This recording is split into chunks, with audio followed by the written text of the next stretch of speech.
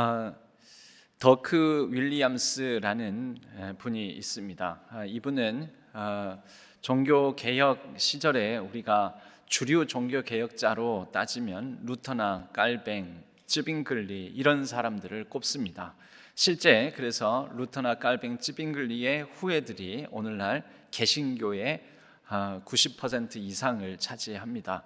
그러나 주류 종교 개혁자가 아닌 제세례파라고 해서 제세례파의 한 분파인 메노나이트라는 그런 신앙의 분파가 있습니다.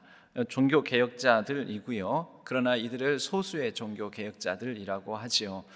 교리적으로 조금 다른 면이 있기는 하지만 이들은 신실하게 하나님의 말씀을 거의 그대로 있는 그대로 지키려고 그렇게 살아가는 그런 신앙의 한 분파입니다. 더크 윌리엄스는 신앙의 자유를 찾아 미국으로 이주한 그런 이 메노나이트의 목회자입니다. 그가 이 신앙의 핍박과 박해 가운데 그를 뒤쫓아오는 한 교도관, 그때는 종교 재판에 회부되어서 종교 재판에서 사형 언도가 내려지면 그대로 죽게 되는 일들이 있었습니다. 그런데 그가 겨울철에 언 강을 위를 내달려 도망을 가는 중에 그를 거의 잡힐 듯 말 듯 뒤쫓아오는 교도관이 더크 윌리엄스가 지나가고 난 다음에 그 강물에 얼음이 깨져서 빠져 죽을 위기에 처하게 됩니다. 여러분, 만약에 여러분이 동일한 상황이라면 여러분들은 어떻게 하시겠습니까? 이것은 하나님께서 역시 신실하게 하나님을 믿는 나에게 이런 은혜를 주시는구나, 이런 죽음의 사망의 위기에서 건져주시는구나 하고 도망가시겠습니까? 아니면은 잠시 멈춰서서 어떻게 할까 생각해 보겠습니까? 아니면 생각할 겨를도 없이 우선 사람 생명이 빠져 죽게 되었으니 그 사람을 건지시겠습니까? 좀 갈등되는 상황이죠. 잡히면 내가 죽고 도망가면 그가 죽습니다. 더크 윌리엄스는 생각할 겨를 한순간도 지체하지 않고 그 사람이 얼음물에 풍덩하고 빠지자마자 그를 건져냅니다. 그리고 잡혀가 죽습니다.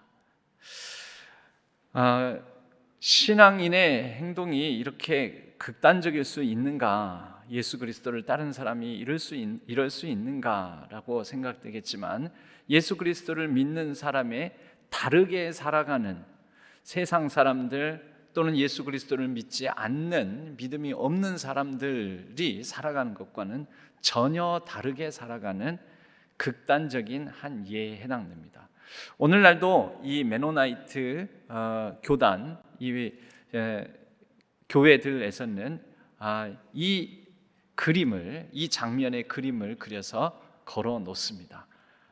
바로 이 그림입니다.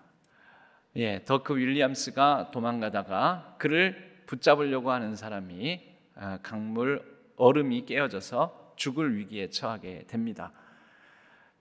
전혀 지체하지 않고 바로 뒤돌아서서 그를 구해주고 그의 생명의 위기 속에서 건짐을 받은 이 사람은 사실은 살려줘야지 좀 해피엔딩으로 끝났을 텐데, 당신이 나를 살려주었으니 나도 당신을 붙잡지 않겠다 하고 놔줘야 되는데, 비록 당신이 나를 구해줬으나 나는 내가 해야 할 일을 해야 합니다 하고 그를 체포해서 끌고 갔고 형장의 이슬로 더크 윌리엄스는 사라지게 되었습니다.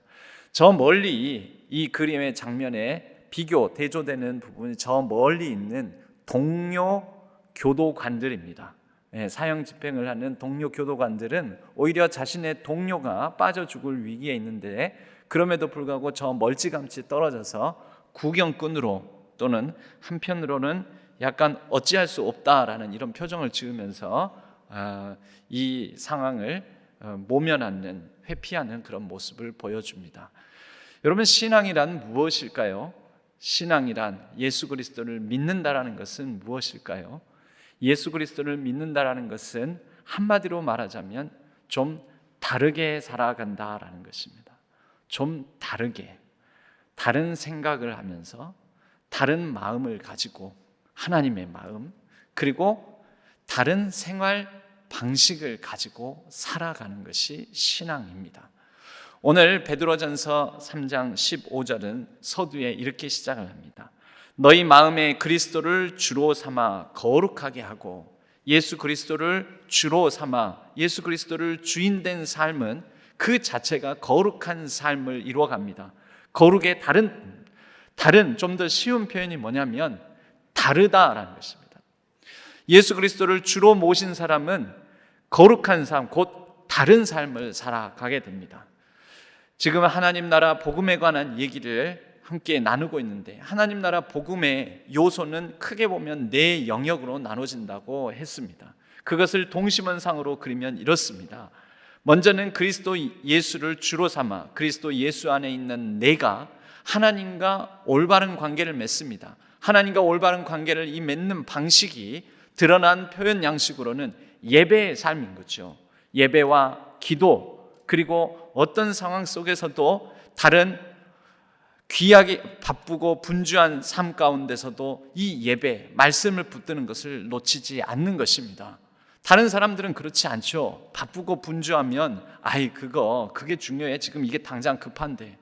그런데 그렇지 않는 것입니다. 부족하지만 아주 작은 부분이긴 하지만, 저도 학창 시절에 그 시험 공부를 하는 중에 이 벼락치기라고 하죠. 그때는 벼락치기가 또 통했습니다. 그래서 전날 몰아쳐서, 특히 암기 과목 같은 경우는 몰아쳐서 공부를 하고, 이점 먹기 전에 그날 시험장에서 중간고사, 기말고사 때 그 시험 시간에 이것을 다 쏟아 놓지요.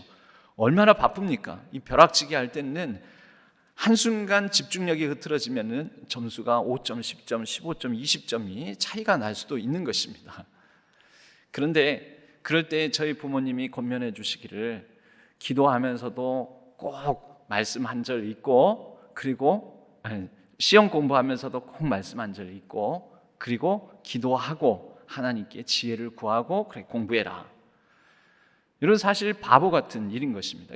바쁘고 분주한 가운데 말씀을 한 절 펴서 읽고 기도하고 그러는 이 책 한 절 더 보는 것이 효과적이고 효율적인 것 아니겠습니까? 그리고 꼭 시험지를 받아들고 먼저 풀기 전에 하나님께서 이 시간도 다스려 주시고 주관해 달라고 하나님께 의탁하는 기도를 해라. 여러분, 이런 게 뭘까요? 그게 다른 거죠. 하나님과의 관계를 맺은 사람의 다른 삶입니다. 다른 모습. 우리가 왜 예배의 자리에 이렇게 번거롭게 와가지고 이런 삶을 살아갑니까? 그게 하나님과의 관계 때문에 그렇습니다. 그렇게 하나님과의 관계를 맺으면서 우리는 우리 자신과도 새로운, 좀 더 다른 관계를 맺습니다. 하나님 안에서 하나님과 새로운 예배의 삶을 살아가는 사람은 자기 자신에 대한 인식이 다릅니다. 옛 모습을 벗어버리고 새 사람을 입어 새로운 삶을 살아가는 데 있어서 가장 중요한 드러나는 변화의 모습은 여유와 평안입니다. 자기 자신을 있는 그대로 수용합니다. 그리고 있는 그대로 나를 사랑하시는 하나님의 그 사랑에 의해서 하나님 안에서 하나님 때문에 내 자신에 대한 거룩한 자기 존중감을 갖습니다. 그러니 다소 모자라고 부족하고 연약함이 있어도 자기 자신에 대해서 부끄러워하지 아니하고 수용할 수 있는 마음을 갖는 것이죠. 그러니 쉽사리 작은 일에 예민하게 흔들리지 아니하고 다른 사람을 향해서도 이전과는 다른 평안한 모습을 보여줄 수가 있는 것입니다.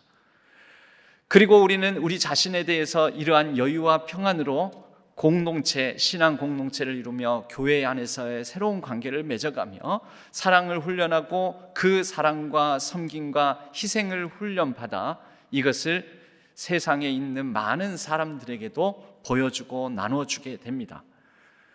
이렇게 우리는 하나님과 나 자신과 또 공동체 안에서의 관계를 맺으며 세상 속의 그리스도인으로 살아가는 것이지요. 여러분, 처음에는 그 동심원이 작습니다. 예수 그리스도를 주로 삼아 믿고 살아도 동심원이 작지만 신앙의 연수가 더 길어지고 예수 그리스도를 따라 살아가는 삶이 그 차오르게 되면은 이 동심원이 점점 더 커지고 확장되는 것이지요. 여러분, 그러한 거룩한 모습, 거룩한 공동체를 우리는 계속해서 이 땅에서 이루어가고 있는 과정입니다. 이렇게 거룩을 이루어가게 되면 당연히 우리 이러한 나의 다른 삶의 변화와 그런 변화의 삶 가운데도 주시는 평안을 누리는 모습이 다른 사람들에게 자연스럽게 비춰지고 보여지고 알려지게 됩니다. 여러분, 이 거룩의 단계를 지나서 그 다음에 이제 세상 속에 우리 자신의 거룩과 변화의 모습이 알려지게 될 때, 여러분, 그것이 자연스럽게 복음 전함, 복음 전도의 과정으로 쓰임받게 되는 것입니다. 이런 우리의 모습을 보고 베드로전서 3장 15절은 그 다음 예수 그리스도를 주로 삼아 거룩하게 하고 너희 속에 있는 소망에 관한 이유를 묻는 자들에게, 여러분, 뭐가 나오는 것입니까? 사람들의 물음, 질문이 생기게 되는 것입니다. 왜 그렇게 다르게 살아가냐고, 아니 어떻게 그렇게 변화된 삶을 살아가냐고, 어떻게 그럴 수가 있느냐고. 물론 요즘은 우리 한국 교회가 여러 연약하고 모자라고 또 좋지 않은 모습을 보여줘서, 아니 교회가 어떻게 그럴 수 있느냐고, 예수 믿는 사람이 돼가지고 어떻게 그 세상 사람보다도 못하게 어떻게 그럴 수 있느냐고, 이 어떻게 그럴 수 있느냐고가 좀 다소 부정적인 뉘앙스, 부정적인 어감으로 그렇게 질문이 던져지기는 하지만, 원래 신앙 공동체, 교회 공동체는 초대 교회로부터 어떻게 그렇게 살아갈 수가 있느냐라고 질문을 받는 그런 공동체였었습니다. 베드로전서 3장 15절도 바로 그 얘기를 하는 것입니다. 베드로서는 극도의 환난과 핍박, 고난과 고통이 있는 세상살이 가운데 세상 사람들과 다른 방식으로 사랑을 베풀고 예수 그리스도를 주로 모시고 살아가면서 여러 전염병이 발생할 때 도망가지 아니하고 회피하지 아니하고 그들을 돌보고 그들을 극진히 치료하고, 그리고 세상의 잘못된 문화 가운데서도 불순응하며 저항하고 다 이해관계, 이득을 최고로 여기는 그런 가운데서도 자기의 것을 내어놓고 희생하는 모습들을 보여줄 때에, 그러면서도 고난과 핍박이 끊이지 않을 때에 여전히 여유와 평안과 소망을 갖는 사람들, 곧 그리스도인들을 보고, 그때 초대교회 당시에 많은 세상 사람들이 묻더라는 것입니다. 어떻게 그럴 수 있어? 아니 이렇게 힘든데도 어떻게 그렇게 기쁨으로 찬양할 수 있어? 그렇게 여유와 평안이 넘칠 수가 있어? 도대체 무엇을 희망으로 삼길래 그럴 수 있느냐고 묻게 되더라는 것이죠. 초대교회는 감히 복음을 이렇게 자유롭게 전할 수가 없었습니다. 그런데도 복음을 접하고 복음을 받아들이는 사람들이 그 어려운 핍박과 환난 중에서도 자꾸 늘어갔습니다. 무엇 때문에 늘어갔겠습니까? 그리스도를 주로 삼아 거룩하게 된 사람들, 그 사람들의 모임을 보고 어떻게 그렇게 살 수 있지? 라고 소망에 관한 이유를 묻는 사람들이 생겼고, 그 질문을 통해서 이에 대해서 온유하게 두려움으로 선한 양심으로 그들의 삶으로 대답하는 그리스도인들이 있어서 복음이 전해지게 되었다라는 것입니다. 여러분, 우리도 우리 주변의 사람들이 내가 예수 그리스도를 주로 삼아 거룩한 삶을 살아가면, 즉 다른 삶을 살아가면 하나님과의 관계, 나 자신과의 관계, 그리고 공동체와의 관계, 다른 이웃과의 관계에 좀 더 세상 사람들과 다른 삶을 살아가면 반드시 묻게 되어 있습니다. 어떻게 그럴 수가 있어? 왜 그렇게 살아가는 거야? 왜 교회를 다녀? 왜 예수를 믿어? 여러분, 그런 질문 받아보신 적 있습니까? 그런 질문을 사람들이 그런 질문의 눈초리로 나를 지켜보고 나를 그런 눈초리로 바라보는 것을 경험하신 적이 있습니까? 여러분, 없다면 우리 자신의 신앙을 다시 점검하고 돌아봐야 됩니다. 내가 과연 예수 그리스도를 주로 삼아 거룩하게 살아가고 있는지. 반드시 우리가 거룩한 삶을 살아가면, 하나님과의 관계에 있어서 좀 더 다른 삶을 살아가면, 내 자신과의 관계에 있어서 다른 삶을 살아가고 사람들과의 관계에 있어서 다른 삶을 살아가면, 아니 다른 사람들과 다르게 어떻게 왜 그렇게 살아가느냐고 묻는 질문을 받게 되는 것입니다. 우리는 제일 먼저 우리 자신에게 물어봐야 됩니다. 나는 예수를 주로 삼고 살아가고 있는가? 나는 다르게 살아가고 있는가? 특별히 어려움과 고난, 환난과 고통의 때에 세상 사람들과 똑같은가? 아니면 좀 다른가? 분주하고 시급한 일들이 여러 바쁜 일상 속에서 나는 다른 사람들과 다르게 살아가고 있는가? 돈과 명예, 출세가 최고의 미덕으로 여겨지는 이 시대 사회 속에서 나는 진정 좀 다르게 살아가고 있는가? 우리는 물어봐야 됩니다. 그리고 우리 자신에게 물어보고 나서 우리는 우리의 삶의 변화로 응답해야 됩니다. 먼저는 우리 스스로는 우리 자신을 변화시킬 수가 없습니다. 다시 예수 그리스도로 돌아와 예수 그리스도를 주로 고백하며 주님께서 나를 다스려 주옵소서. 나의 일상 곳곳, 나의 생활, 나의 삶의 습관, 나의 사고 방식을 다스려 주옵소서. 그렇게 하나님 앞에 예수 그리스도의 이름으로 간절히 기도해야 하는 것입니다. 그리고 우리는 이렇게 세상 사람들이, 외부의 사람들이 우리에게 묻게 만들어야 됩니다. 그리고 그들이 묻게 될 때 우리는 몇 가지 방식으로 대답을 준비해야 합니다. 먼저는 세 가지 방식으로 우리는 그 대답을 준비할 수가 있습니다.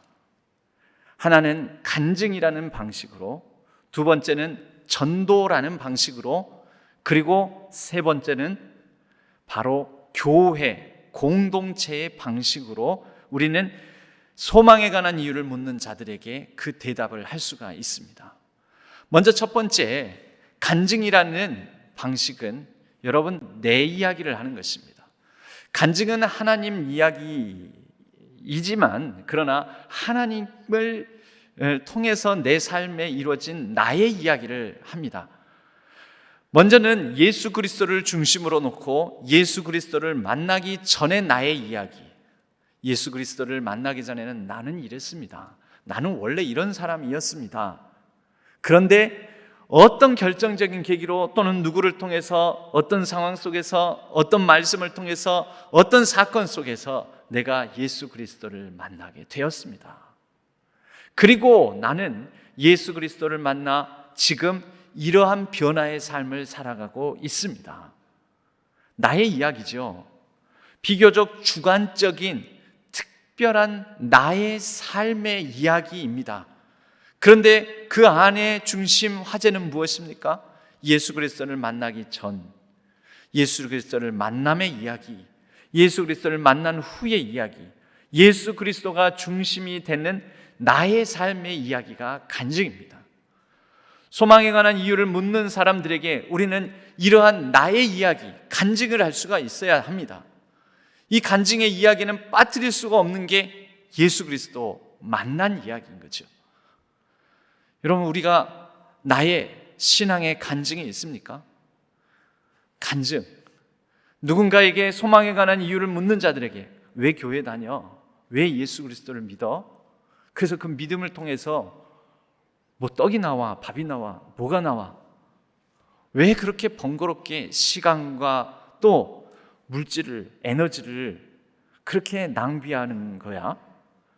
이렇게 물어볼 때 우리는 내 이야기를 해야 되죠. 들어봐봐. 나로 말할 것 같으면 나는 원래 이런 사람이었는데 예수님을 만나서 지금은 이렇게 변했어.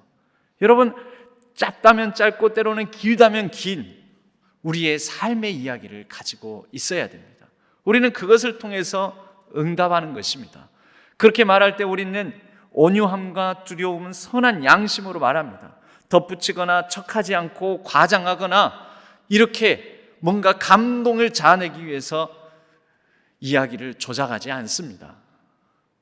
온유함, 상대방의 먼저 질문을 겸손하게 듣고 상대방의 때로는 교회를 향한 신앙인들의 부조리와 비행에 대한 여러 불평, 불만을 온유함으로 듣고, 이 온유함은 사람과의 관계에 있어서 발휘하는 것입니다. 두려움은 하나님과의 관계 안에서 우리가 가져야 될 태도입니다. 하나님을 두려워함으로 우리는 진실함으로 하나님 앞에 선 자로서의 인식을 갖는 것이죠. 그리고 선한 양심은 자기 자신과의 관계 속에서 갖는 마음입니다. 사람과 하나님과 나 자신과의 관계, 예수 그리스도를 주로 삼아 거룩하게 되는 하나님 나라의 복음으로 점점 더 확장되어가는 동심원과 동일하지 않습니까? 여러분, 그렇게 소망에 관한 이유를 묻는 사람들에게 우리는 나의 이야기를 들려줍니다. 내가 예수님을 만나서 이렇게 변했어. 내 성격이 변했고 세상을 바라보는 관점이 변했고, 그리고 내가 추구하는 바가 변했고 인생의 목적이 변했고 인생의 가치가 달라졌어. 우리에게 묻는 사람이 있을 때 왜 교회 다니냐고, 왜 예수 믿냐고, 아니 요즘같이 교회가 이렇게 비난받고 공격받고 교회 다닌다는 게 그렇게 자랑스럽지만은 않은 사회적 인식이 팽배할 때, 그럼에도 불구하고 왜 계속 교회를 다니냐고 물을 때 들려줄 만한 나의 이야기, 그것이 없다면 우리는 또 우리 자신에게도 먼저 물어봐야 됩니다. 나는 예수를 만났는가? 나는 예수 그리스도를 주로 삼고 살아가고 있는가? 우리는 이제 또 다른 방식으로 대답을 합니다. 바로 전도입니다. 전도. 간증이 주관적인 내 이야기인 반면에 전도는 하나님의 이야기입니다. 하나님께서 성경을 통하여 우리에게 복음이라는 그런 이야기로 들려주신 하나님의 이야기, 바로 도인 거죠. 도. 길이요 진리요 생명인 바로 그 도를 전하는 것입니다. 그러므로 이것은 내 마음대로 내 이야기로 전하는 것이 아니라 성경이 우리에게 예수 그리스도를 통하여 하나님께서 보여주시고 가르쳐주신 그 이야기를 전하는 것입니다.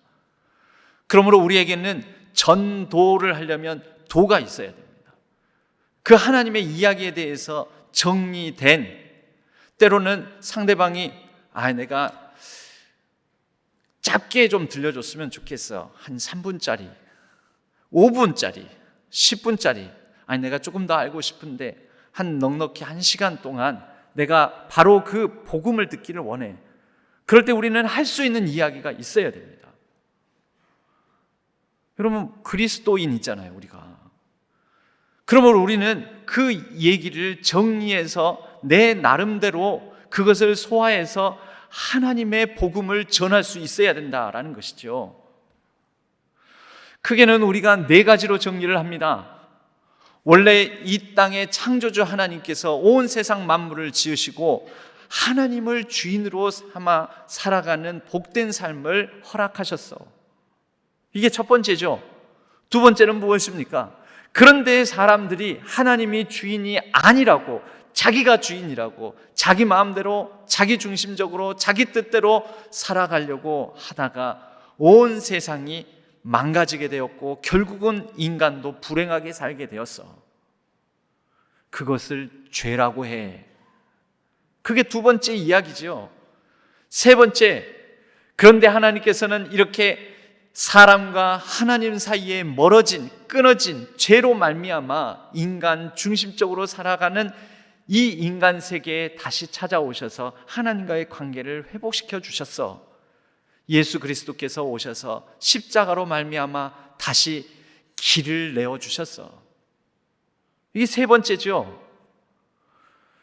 마지막으로는 이제 그 예수 그리스도를 다시 믿음으로 예수 그리스도를 주로 삼아 우리는 구원받은 백성으로서의 복된 삶을 회복되어 살아가게 되었어. 지금도 그 구원의 삶을 살아가고 있는 중이야. 여러분, 이 복음의 내용을 우리는 전하는 것이 전도입니다. 우리는 이 복음의 내용을 전할 수 있어야 됩니다. 내가 예수를 믿는다면, 교회를 다닌다면, 교회를 오래 다닌다면, 소망에 관한 이유를 묻는 사람들에게 내가 믿는 바를, 그리고 우리의 구원의 내용에 대해서 전할 수 있어야 하는 것이죠. 바로 그 예수 그리스도가 주인된 삶을 우리는 살아가다가 이 땅에서는 그 하나님을 주인으로 예수 그리스도를 주로 모시고 살아가다가 나의 주인 되신 그분이 나의 죽음 이후의 삶도 책임져 주시니 영원한 하나님 나라의 삶을 바로 지금 여기에서부터 천국의 삶을 살아가는 것이야. 여러분, 임종을 앞두고 있는 긴급한 상황에 만약에 가까이 있으면 목사를 불러야 되겠지요. 그런데 없을 때는 어떻게 해야 됩니까? 내가 전해야 됩니다. 여러분, 골든타임이라는 게 있습니다. 위급한 순간 잠깐 자가호흡을 멈추고 이 위급한 그런 순간에 우리가 해야 되는 응급조치가 있지요. 무엇입니까? 심폐소생술. 심장 부위에다가 두 손을 모으고 무게를 실어서 심폐소생술을 통해서 그 사람이 자가호흡을 회복할 수 있도록 돕는 것입니다. 그 골든타임을 놓치게 되면은 자칫하면은 죽음에 이르게 됩니다. 죽지는 않더라도 최소한 내사 상태에 빠질 수도 있습니다. 여러분, 우리가 영혼의 심폐소생술이라면 뭐가 있겠습니까? 그게 바로 전도, 복음의 내용인 것입니다. 우리는 각자 다 배워야 됩니다. 영혼의 심폐소생술. 심폐소생술 잘하는 의사를 부르면 되죠. 의사를 부를 수 없는 긴급한 순간도 있다라는 거죠. 여기에 있는 우리 신안의 성도님들은 영혼의 심폐소생술, 바로 복음의 내용, 전도할 내용을 최소한 응급조치라도 취할 수 있을 정도로 전할 수 있도록 잘 정리할 수 있는 모든 분들 되셨으면 합니다. 그렇게 우리는 전도를 통해서 복음을 전합니다. 그러나 개인의 간증과 또 이런 전도 방식을 통하여서 우리가 하나님 나라를 전하지만, 그러나 또 다른 방식이 있습니다. 바로 복음 공동체인 교회를 통해서 사람들에게 이게 바로 하나님 나라의 삶이야 라고 보여주는 것입니다. 처음에는 아주 작은 믿는 사람들의 모임이었지만 점진적으로 조금씩 40여 년간 굉장히 불편하고 다른 삶을 살아가는 신앙 공동체의 인구가 점점 늘어나서 40년 동안 5배가 성장한 신앙 공동체가 있습니다. 아미쉬 공동체라고 합니다. 들어보신 적이 있습니까? 미국 펜실베니아 주에 한 마을을 이루고 신앙 공동체로서 이들은 좀 독특하고 또 상당히 실험적이고 어떤 면에서는 극단적인데요, 현대 문명을 거부합니다. 그리고 오로지 성경의 방식, 성경 말씀이 명하는 삶의 방식을 따라서 문명의 이기를 거부하고 또 미국 정부의 사회보장 혜택이나 여러 가지 모든 복지 혜택을 거부하고 그들끼리 공동체를 이뤄서 신앙, 예수 그리스도를 주로 삼고 신앙, 말씀을 따라서 오직 신앙을 중심으로 살아갑니다. 여전히 검은 옷 중심으로 있고요. 그리고 마차를 끌고 다니고 전통적인 재래식 방법으로 농사와 축산업에 종사를 하면서 살아갑니다. 이 공동체가 이렇게 살아가는데도 불구하고 여기를 방문하는 사람들이 많고 또 이 공동체에 들어오려고 하는 사람들이 많습니다. 왜 그럴까요? 그 이유 중에 하나가 특별한 사건, 이 계기가, 그 이유를 명확하게 드러나는 사건이 한 가지가 있습니다. 그 특별한 사건이 2006년도에 있었던 총기 난사 사건입니다. 아미시 공동체 안에 아이들을 교육하는 초등학교에 우유 배달부로 일했던 칼 로버츠라는 사람이 총을 들고 나타나서 무차별적으로 아이들을 사살합니다. 13세 미만의 아이들이 5명이 죽고 5명이 아주 중한 부상을 입게 되었습니다. 그런데 그 직후에 이 일을 벌이고 나서 그 자리에서 그도 자기의 총으로 자기를 쏴서 자살을 하게 됩니다. 그 직후에 이 아미시 공동체가, 아미시 사람들이 보여준 모습은 굉장히 다른 모습을 보여줍니다. 그 가해자의 아내와 가족들을 돌보고 그들에게 가서 위로하고 그들을 품어주게 됩니다. 저 미국 전역 각지에서 이 갑작스러운 재난, 불행으로 말미암아 아미시 이 피해자들을 돕기 위해서 성금이 들어오게 되는데, 이 성금의 절반 정도를 가해자의 가족들을 위해서 내어놓고 그들을 품어주고 그들을 용서하고 그들을 위로합니다. 그래서 사람들이 저거 가식일 거야, 위선일 거야, 척하는 걸 거야, 처음에는 그렇게 생각했습니다. 마지막 장례식 자리에 끝까지 자리를 지켜준 절반 이상의 사람들이 이 칼 로버츠 가해자, 총을 들고 난사한 사람의 그 장례식의 자리에 75명이 모였는데 약 40여 명에 가까운 사람들이 아미시 사람들이었습니다. 진심으로 그를 위하여 기도하고 애도하고 같이 울어주고, 그리고 나서 그들은 순조롭게 일상으로 그냥 돌아갑니다. 어떤 복수심이나 보복하는 마음 없이. 그래서 사람들이 묻습니다. 어떻게 그럴 수 있냐고, 왜 그러냐고. 그랬더니 딱 한마디 문장으로 표현하더라는 거죠. 우리는 주기도문을 외웁니다. 우리는 주기도문을 외운 대로 삽니다. 우리는 주기도문의 가르침을 따릅니다. 여러분, 이 아미시 공동체가 보여주는 모습이, 아미시 사람들은 전도 용지를 만들어서 전도를 하거나 일부러 전도행위, 복음을 전하는 이런 행위를 하지 않습니다. 그냥 그들은 그들의 삶을 살아갈 뿐입니다. 그냥 살아가는데 그들이 살아가는 모습을 보고 점점 더 이들을 방문하는 사람들이 늘고, 또 그들 신앙 공동체에 들어오는 사람이 늘어나고 있다라는 것이죠. 우리 신앙교회는 어떤 복음 공동체입니까? 우리 신앙교회는 소망에 관한 이유를 묻는 사람들에게 무엇을 보여주고 있습니까? 바라기는 우리 신앙교회가, 우리 공동체가 왜 예수를 믿냐고, 왜 예배를 드리냐고, 그러면 일단 와서 봐봐. 우리 신앙교회를 와서 봐봐. 우리 신앙교회의 신앙하는 모습을 봐봐. 그거 보면 이래서 예수를 믿는 거구나. 그래서 교회를 다니는 거구나. 그래서 예배를 드리는 거구나. 그것을 깨닫게 만드는 그러한 준비된 응답 대답을 하는 신실한 예수 그리스도의 제자 공동체가 우리 신앙교회가 되기를 바랍니다. 사도 바울은 이렇게 기도를 합니다. 사도 바울이 기도 부탁하는 경우는 많지가 않습니다. 그런데 몇 경우의 기도 부탁을 하는데, 오늘 예배소서 6장 19절은 사도 바울이 이 편지를 받는 사람들에게 기도 부탁을 하는 것입니다. 또 나를 위하여 구할 것은, 간구해 달라는 거죠. 기도 부탁을 하는 것입니다. 내게 말씀을 주사 나로 입을 열어 복음의 비밀을 담대히 알리게 하옵소서. 사도 바울의 기도 제목이 우리의 기도 제목이 되기를 바랍니다.